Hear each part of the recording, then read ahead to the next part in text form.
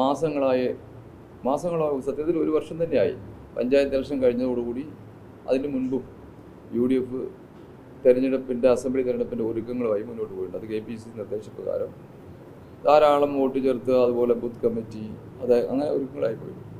അതിൻ്റെ ഫലം തെരഞ്ഞെടുപ്പ് വന്നപ്പോൾ എല്ലാ നിയോജക മണ്ഡലം താഴെത്തട്ടിലെ പ്രവർത്തനത്തിൽ പ്രതിഫലിച്ചിട്ടുണ്ട്. പ്രത്യേകിച്ച് ഞാൻ നേരത്തെ പറഞ്ഞ പോലെ തന്നെ ഈ തെരഞ്ഞെടുപ്പ് ഏറ്റവും കൂടുതൽ പോളിംഗ് ആയ ജില്ലയും കോഴിക്കോട് കഴിഞ്ഞാൽ പാലക്കാടാണ് ഏറ്റവും കൂടുതൽ. ഈ പോളിംഗ് വരണമെങ്കിൽ ഒരു വോട്ടേഴ്സിനും ഒരു താല്പര്യമാണല്ലോ, നല്ല പോളിംഗ് വരുള്ളൂ. അപ്പോൾ ഈ സർക്കാരിനെതിരായിട്ടുള്ള ജനവികാരം ആളിക്കത്തുന്നതിൻ്റെ പ്രതിഫലനമാണ് ഈ പോളിംഗ് കൂടുന്നു. അതുപോലെ തന്നെ അതിൻ്റെ പ്രവർത്തനങ്ങൾ താഴെത്തട്ട് നടക്കുന്നു. അതുകൊണ്ട് തന്നെ UDF ഈ തെരഞ്ഞെടുപ്പിൽ റെക്കോർഡ് വിജയം ഉണ്ടാവും.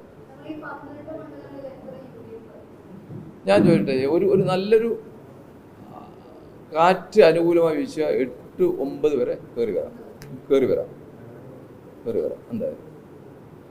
ഒരു കാര്യമുണ്ട്, 2-ൽ ഒതുങ്ങിയ UDF ആണ് കയറുന്നത്. നിർണായകമായിരിക്കും പാലക്കാട് ജില്ലയുടെ വിജയം എന്നാണ് ഉദ്ദേശിച്ചത്. 6 എന്തായാലും വരും, എന്തായാലും 6 വരും. അത് കയറാന്നുള്ളത് കമ്മിയാവില്ല.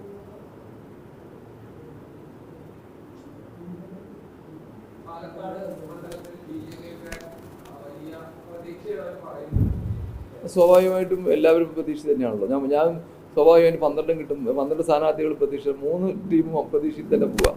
പ്രതീക്ഷയിലേക്ക് തെരഞ്ഞെടുപ്പ് നടക്കാൻ കഴിയില്ലല്ലോ, തെരഞ്ഞെടുപ്പ് തന്നെ പോകും. പക്ഷേ പാലക്കാട് അസംബ്ലിയുടെ ഘടന വെച്ചിട്ട് നോക്കുമ്പോൾ ഒരിക്കലും മറ്റൊരു പാർട്ടി ജയിക്കില്ല, UDF ജയിക്കും. അതാണ് പാലക്കാട് അസംബ്ലിയുടെ ഘടന. അതുകൊണ്ട് തന്നെ 100% പറയുന്നു, ആരെന്ത് പറഞ്ഞാലും UDF പാലക്കാടും ജയിക്കും.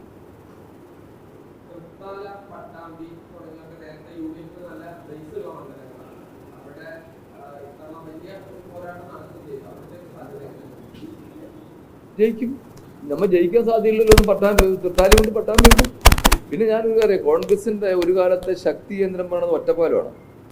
ഇവിടെയല്ല, ഒറ്റപ്പാലമാണ്. ആ ഒറ്റപ്പാലം പലപ്പോഴും തിരിച്ചു വന്നിട്ടുമുണ്ട്. ലോക്സഭ തെരഞ്ഞെടുപ്പിലും ഘടന മാറിയിട്ടുണ്ട്. പാലക്കാട് മാറിയപ്പോൾ ഘടന മാറിയിട്ടുണ്ട്. ഒരു 4-5 പഞ്ചായത്ത് അങ്ങോട്ട് പോയി തിരിച്ചു പഞ്ചായത്ത് വന്ന് അതൊക്കെ ആണെങ്കിൽ പോലും കോൺഗ്രസ് അതിൻ്റെ ആളുകൾ അവിടെ ലോക്സഭ തെരഞ്ഞെടുപ്പ് ലീഡായിരുന്നു, ഓങ്ങാട് ലീഡായിരുന്നു. ആ കോൺഗ്രസ് അനുകൂലമായി വോട്ട് ചെയ്ത ജനങ്ങൾ ഇപ്പോഴും അവിടെയുണ്ട്. അപ്പോൾ തിരിച്ചൊന്ന് ചിന്തിക്കാനുള്ള ഒരു സംവിധാനം അല്ല കേരള ഗവൺമെൻറ്റിൻ്റെ ഭരണത്തിൻ്റെ ഇതിൽ വന്നിരിക്കുന്നത്. അപ്പോൾ പിന്നെ വീണ്ടും ജനങ്ങൾ UDFന് അനുകൂലമായി വോട്ട് ചെയ്യുന്ന തന്നെയാവും. ജയിക്കാം, ഉറപ്പായി ജയിക്കാം, ഇല്ലെന്ന് പറയാൻ പറ്റത്തില്ല. കാരണം അവിടെ കോൺഗ്രസ് മൈൻഡുകൾ ലോകസഭയിൽ 3000 സംതിങ് ഇല്ല, അവിടെ ലീഡുണ്ട്.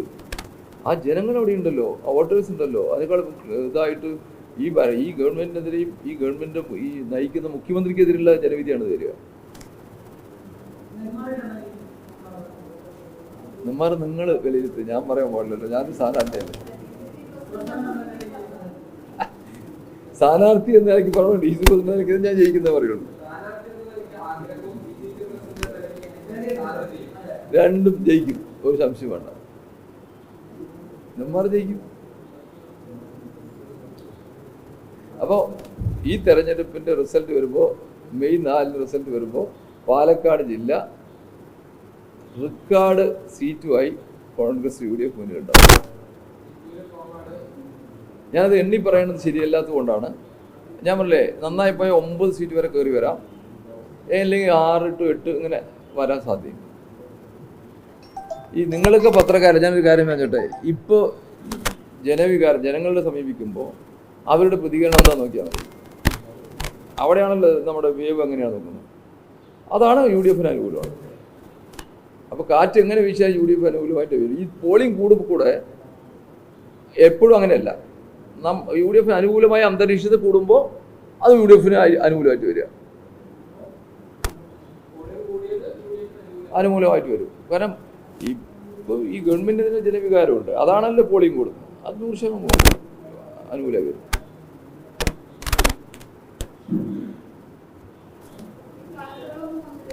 ഇല്ല, വരുന്നില്ല. അന്ന് നാളായിട്ട് കിട്ടുള്ളൂ. എല്ലാവരും കളക്ട് ചെയ്ത് സമയമുള്ളത് കൊണ്ടാണ്.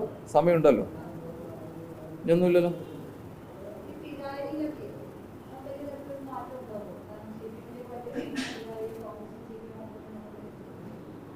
ഞാൻ ചോദിച്ചോട്ടെ, ഇപ്പം ഒരു മാറ്റം ഉണ്ടാവും. ഇവിടെ ഞാൻ പറഞ്ഞല്ലോ, ഞാൻ മുഴുവൻ വിശദീകരിക്കേണ്ടതാണ്. പാലക്കാട് മുനിസിപ്പാലിറ്റി BJP കോൺഗ്രസ് മത്സരിക്കുന്നു. പഞ്ചായത്തുകൾ പോയാൽ BJP കോൺഗ്രസും CPM മത്സരിക്കുന്നു. BJP ഔട്ടാണ്. പിന്നെ എങ്ങനെയാണ് നിങ്ങൾ ഏത് കണക്കിലാണ് വരുന്നതാണ്? ഒരിക്കലും വരാൻ സാധ്യതയില്ല. അങ്ങനെ ഒരു കണക്ക് മാറാൻ ഇപ്പോൾ സാധ്യതയുണ്ട് തോന്നുന്നില്ല. ഉറപ്പായിട്ടും അത് UDF വേണ്ടി വരുള്ളൂ. ജനങ്ങൾ പ്രബുദ്ധരാണ്. അവർക്ക് അന്തരീക്ഷം, രാഷ്ട്രീയ അന്തരീക്ഷം, ദൈനംദിന സംഭവവികാസങ്ങൾ നമ്മളെക്കാളേറെ, രാഷ്ട്രീയക്കാരെക്കാളേറെ മനസ്സിലാക്കുന്ന സമൂഹമുണ്ട്. അതിപ്പോൾ അങ്ങനെ തെറ്റിദ്ധാരണ വേണ്ട. അത് UDF അതിന് വരുള്ളൂ.